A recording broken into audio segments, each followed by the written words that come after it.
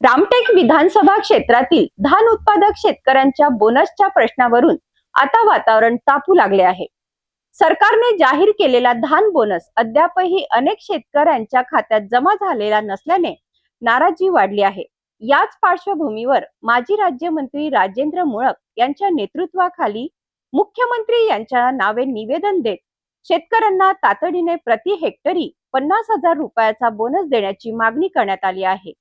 अन्यथा आंदोलन छेडण्याचा इशाराही देण्यात आला आहे। पाहूया हा सविस्तर रिपोर्ट। रामटेक, मौदा आणि पारशिवनी तालुक्यातील धान उत्पादक शेतकरी सध्या मोठ्या आर्थिक संकटाचा सामना करत आहेत। खरीप हंगाम सुरू असताना खत, बियाणे, मशागत आणि मजुरीसाठी मोठ्या निधीची गरज असतानाही जाहीर झालेला धान बोनस अनेक शेतकऱ्यांच्या खात्यात अद्याप जमा झालेला नाही। या पार्श्वभूमीवर भारतीय राष्ट्रीय काँग्रेसच्या वतीने माजी राज्यमंत्री राजेंद्र मुळक यांनी उपविभागीय अधिकारी रामटेक यांच्या मार्फत मुख्यमंत्री यांना निवेदन सादर केले।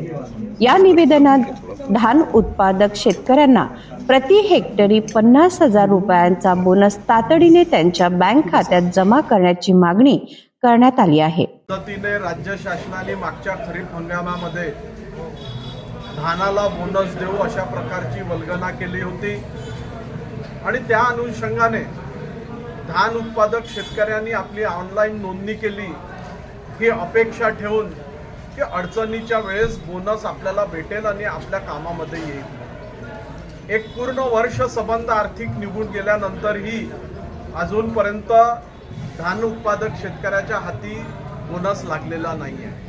वाटलं होतं की मार्चच्या अधिवेशनामध्ये राज्य शासन या संदर्भामध्ये निर्णय करेल आणि धान उत्पादक शेतकऱ्याच्या पदरी बोनस पडेल, परंतु तो निर्णय झाला नाही आणि आता हल्ली पावसाळी अधिवेशन झालं त्याहीमध्ये अपेक्षा भंग झालेले आहे।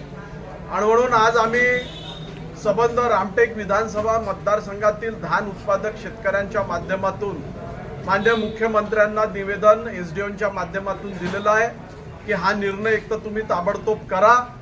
15 दिवसाच्या आतमध्ये हा जर निर्णय नाही झाला तर मोठ्या संख्येने धान उत्पादक भागातील शेतकरी गोळा होतील आणि सरकारला धाळावर धरल्याशिवाय राहणार नाही अशा प्रकारची स्थिती निर्माण झालेली आहे। धान बोनस रखडल्यामुळे आधीच आर्थिक अडचणीत असलेल्या शेतकऱ्यांची चिंता आणखीन वाढली आहे। आता सरकार 7 दिवसात शेतकऱ्यांच्या खात्यात बोनस जमा करणार का की रामटेक मध्ये आंदोलनाची ठिणगी पडणार याकडे सर्वांचे लक्ष लागले आहे। या विषयावर तुमचे मत काय आहे आम्हाला कमेंट करून नक्की सांगा आणि अशाच ताज्या बातम्यांसाठी सिटी न्यूजला लाईक करा, शेअर करा आणि सबस्क्राइब करायला विसरू नका।